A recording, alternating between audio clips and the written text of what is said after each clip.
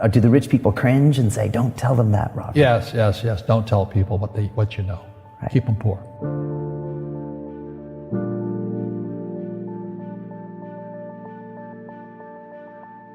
The moment I pay you, you think like an employee. The moment you accept a paycheck, your brain goes dead. That's the trap. Entrepreneurs work for free. As long as you're hungry, you'll think. The school system was designed to teach you to be an employee or a doctor or a lawyer, a specialist, but never about money. The poor will always be amongst us because it starts up here. It's in their words, and the words become flesh. But when they say, I can't afford it or I can't do that, they go down.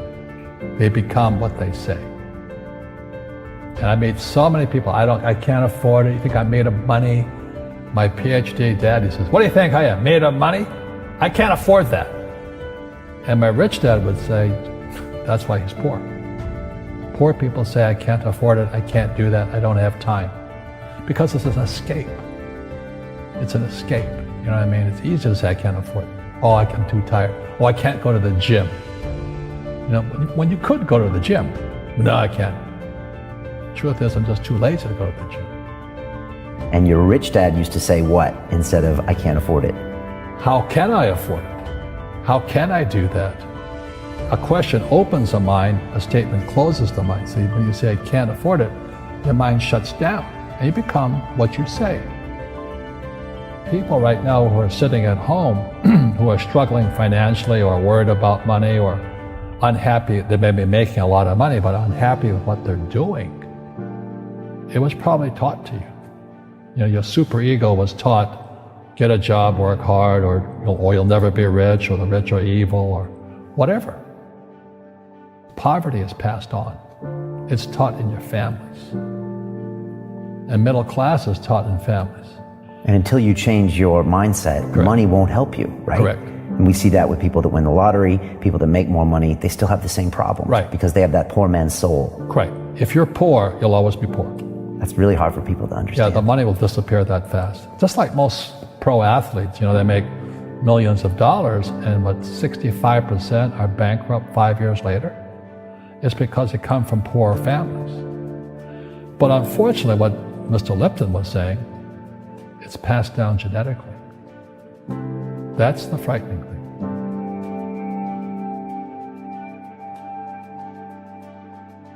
If you don't want to learn it, I can't help you.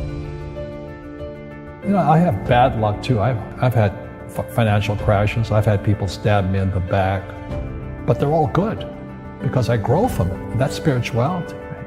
People who are afraid of making mistakes, like they teach in school, they don't ever grow. Because spirituality is there's good and there's bad, there's right and there's wrong, there's up and there's down. Most people only want to be right, they only want to be positive. Well, you can't have that, that's not reality. And the average person, the reason they're poor is they haven't failed. They play it so safe, they haven't made any mistakes like they taught in school. That means they don't learn anything. That's why the school system's actually fundamentally corrupt. It's anti-education. But the average guy is standing there, oh, I'm an A student, I'm going to do this all on myself. And a bunch of rugby players run you over, and you go, well, they're not playing fair. Yeah, well, you're playing stupid. You should have a team. You should have accountants, attorneys, and bankers, and all that stuff. But that's not the game I want to play. I said, then don't play the game. The game of business is played with accountants, attorneys, bankers, hate to say it, politicians. You got to know the game. People say, well, money is not that important to me. Then if money is not that important to you, money is not important to you. You know what I mean? I don't care about money. The money doesn't care about you. The word does become flesh. Or I'll never be rich.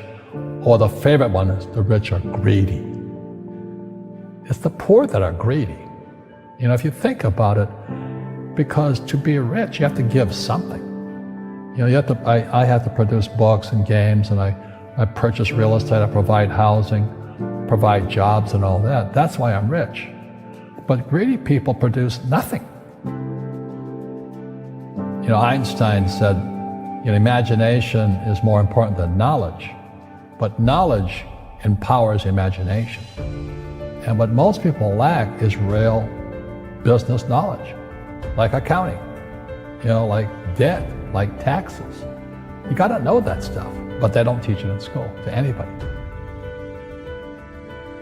You see, most teachers in school, they're out of ethics. They teach subjects they themselves don't practice. Because I understood what a fake teacher is. A fake teacher is somebody who just wants a job and they'll teach anything. They teach how to shine shoes if you pay them more money. But they really don't know what they're teaching. In life, one of the things I suggest to people, you gotta find a real teacher versus a fake teacher. And a fake teacher is somebody who doesn't do what they teach. And a real teacher is doing what they teach every day. Our school systems are making our students weaker. So in school, they have these things called now trigger effects. So you can't, as a teacher, you can't say anything that might upset the student. They don't want anything that might jar their point of view. You see people say, well, why don't you give the poor money? So the only problem with that is it just creates more poor people. Give a man a fish, he fishes for the day, or eats for the day. Yeah, you give a man a fish, you get a lot of people who want more fish, But you teach them to fish. We become creatures of our own habits. And until we break the habit, we don't change. Our schools don't teach that. Our schools teach almost the exact opposite of that. And the average person, the reason they're poor is they haven't failed. They play it so safe. They haven't made any mistakes like they taught in school. That means they don't learn anything. That's why the school system's actually fundamentally corrupt. It's anti-education. So what I say to young people is you find your game. So my game financially is business, number one. Second is real estate. And that's why I pay no taxes. That's why Trump pays no taxes. Legally, it is a combination of business and real estate that gives us an unfair advantage over employees because they don't know what to do. And a lot of people would rather sit in the stands than be in the game. One of the greatest ways to acquire great wealth is playing Monopoly in real life. 4 greenhouses, 1 red hotel.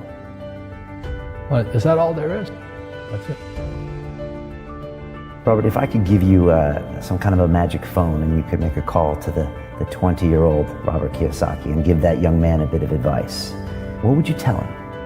I would just say keep going. Just do what you have to do. Just live it to the fullest, which I did. Nothing I ever did made sense. Now, could you imagine quitting a $120,000 a year job for $200 a month to go fight in Vietnam and almost die? It didn't make sense, but it was the best decision I made at that time. And I think what most people do is they let their parents or their friends talk them out of life. So afraid of failing. But failing is how we succeed. You look at guys like Edison and all that. They failed like 1,014 times before he invented the light bulb. Our schools punish you for making mistakes. And that's why we have so many people who are so afraid of admitting they make mistakes or afraid of failing.